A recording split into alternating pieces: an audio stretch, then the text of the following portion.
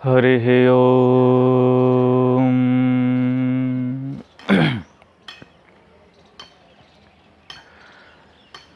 नारायणं नमस्कृत्य नरं चैव नरोत्तमं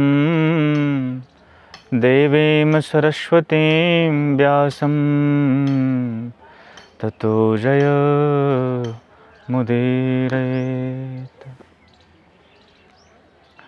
जय श्री कृष्ण। भैया, आज बड़े दिनों बाद कुछ कहने का मौका मिला है और विषय भी हमने चुना तो भगवत गीता, जिसको अधिकतर लोग भारत में पसंद करते हैं। जो सनातन धर्म के अवलंबी हैं उन्हें गीता अत्यधिक प्रिय है, प्राणों से प्रिय है। तो उस गीता को आज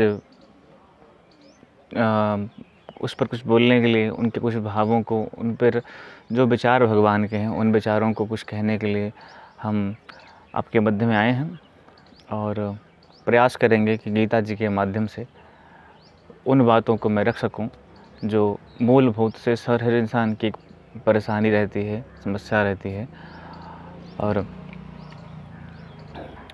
देखा गया है आज के टाइम में, लौकिक जगत में, तो गीता जो है इस समय बहुत उपयोगी है, ख़ास तौर पे यूथ के लिए। जो यूथ है ना, जो वैसे है तो हर एक धर्म के लिए, हर एक व्यक्ति के लिए, हर एक वर्ण संप्रदाय के लिए गीता उपयोगी है। गीता एक विश्व का दर्शन है। प्रत्येक मानव के जीवन का दर्शन यदि कहीं दिखता है तो वो गीता में दिखता है, भगवत गीता में। प्रत्येक मानव को सही रास्ता कोई दिखाने का यदि कोई संकल्प या कोई ग्रंथ ये ठोक के दावा करता है कि हाँ मेरी शरण में आओ, मैं तुमको रास्ता दिखाऊंगा, तो ये सिर्फ और सिर्फ श्रीमद् भगवत गीता कर सकती है। गीता जी बहुत विशाल हैं। क्योंकि ये भगवान की वाणी है, और जो भगवान की वाणी है वो ऐसे वैसे वाणी हो नहीं सकती, वो होगी तो खास ही, विशेष ही। तो कुरुक्षेत्र के मैदान में भगवान श्री कृष्ण ने अपने मित्र अर्जुन को 800-700 श्लोकों में श्रीमद् भगवत गीता का उपदेश किया। महाभारत के भीष्म पर्व में भगवत गीता प्रस्फुटित हुई है और यह गीता में कह रहा था कि जीवन के प्रत्येक संकट से, प्रत्येक उलझन से, प्रत्येक द्वंद्व से जीव को निकालने का काम करती है। बस केवल इंसान पूर्ण रूप से शरणागत होकर के इसको पढ़े और जो कहा है उसको समझे, जीवन बदलेगा, ये पक्की बात है। कितने लोगों का बदला है? ऐसा कोई नहीं है जिसका नहीं बदला हो। कितने लोगों का बदला है? तो श्रीमद् भगवत गीता मानव मात्र की जीवन संहिता है। तो मैं कह रहा था कि प्रत्येक वर्ण और प्रत्येक जाति संप्रदाय के लिए, प्रत्येक धर्म के लिए गीता उपयोगी है। और आज का जो यूथ है, ख़ासतौर पे वो चाहे जिस जगह का हो, वो थोड़ा भटका हुआ है, वो थोड़ा विचलित है। मैंने ऐसा देखने को मिल रहा है, देखता हूँ कि लोग पूछते हैं महाराज क्या करें, कुछ डिसाइड नहीं है। हमारी कोचिंग में बच्चे आते हैं पढ़ने के लिए, जो बच्चे हाई स्कूल पास हो गए उन्हें ये डिसाइड नहीं हो पा रहा है कि हम करें तो क्या करें। फिजिक्स, केमिस्ट्री, मैथ लें कि बायोलॉजी लें, किस विषय को लेकर के पढ़ें जिससे इन फ्यूचर हमारा सिक्योर हो जाए। तो गीता हर प्रकार से यदि हम पढ़ते हैं तो हमें धर्म और अधर्म का, दोनों का बोध होता है कि धर्म क्या है और अधर्म क्या है, कर्म क्या है, विकर्म क्या है, अकर्म क्या है।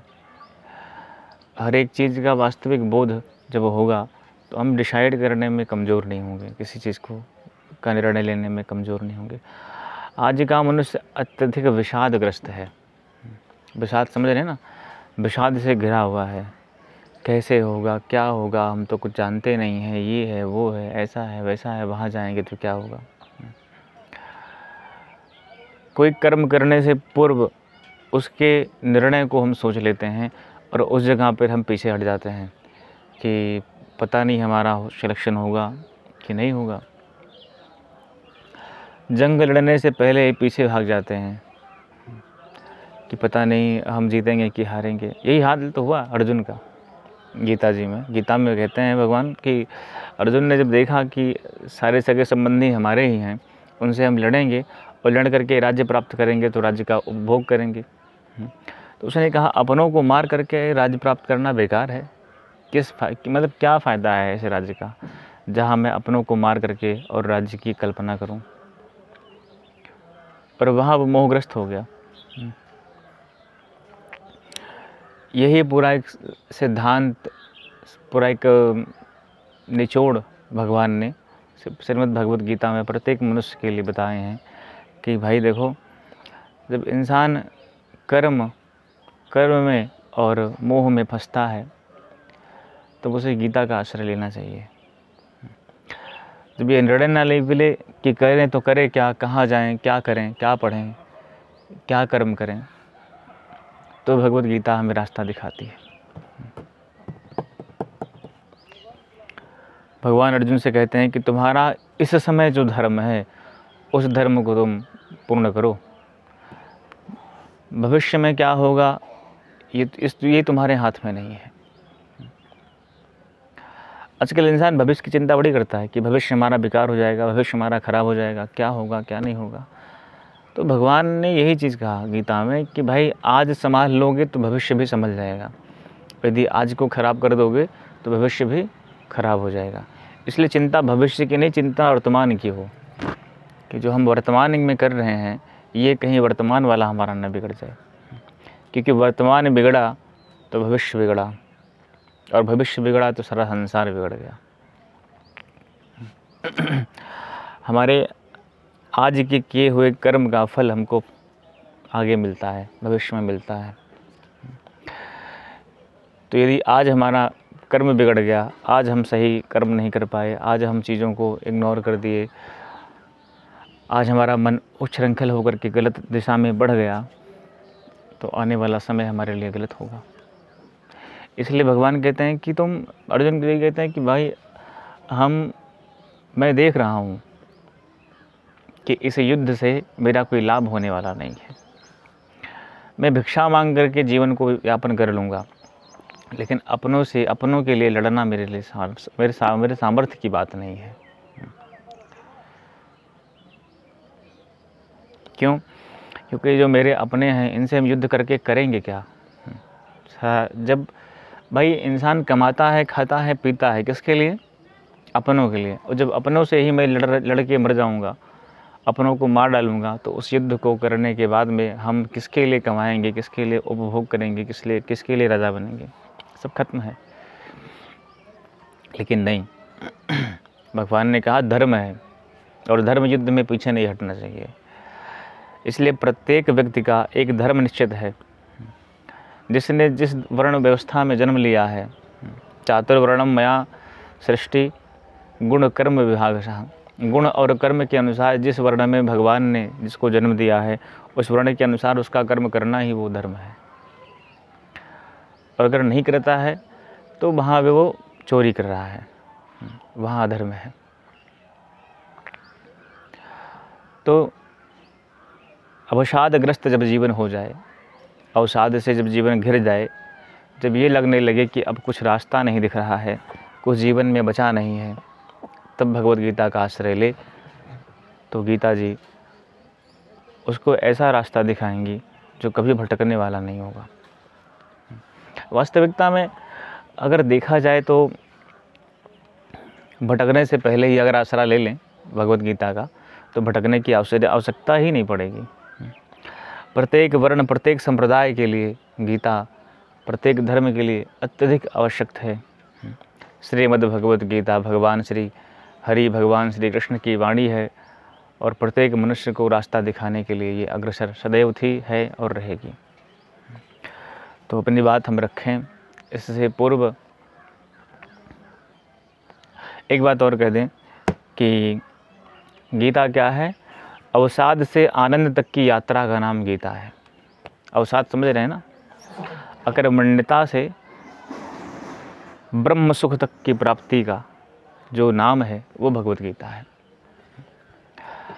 अवसाद, शोक से, मोह से घिरे हुए इंसान की का जो जीवन है, उससे उसको निकाल करके उस परब्रह्म परमात्मा तक पहुंचाने तक की यात्रा का नाम गीता है।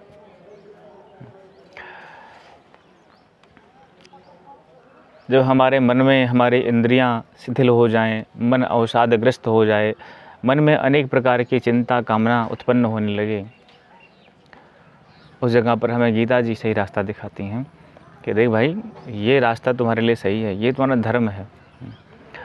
और सीधी सी बात ये है कि जैसे कुछ लोग कहते हैं ना कि समझ में नहीं आ रहा क्या किया जाए, तो कुछ ज़्यादा नहीं करना है, बस इतना विचार करना है बैठ करके शांति से कि अभी हम क्या कर रहे हैं।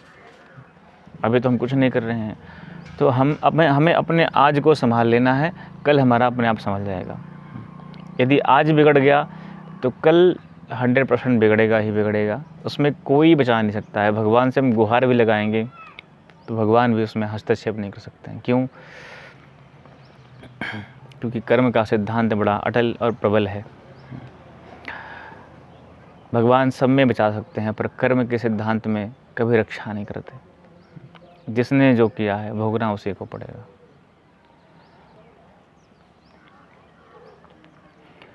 कि ना भुक्तम क्षेयते कर्मा जन्म कोटि शतैरपि अवश्यम एव भोक्तव्यम कृतं कर्म शुभाशुभम्। अवश्यम एव भोक्तव्यम कृतं कर्म शुभाशुभम् ना भुक्तम क्षीयते कर्म जन्म कोटि शतैरपि।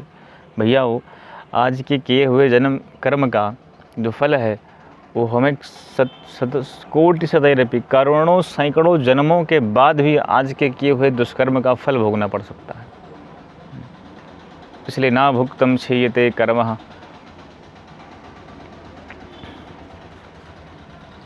कृतं कर्म शुभाशुभम्। इसलिए कर्म भोगना पड़ेगा हर हाल में।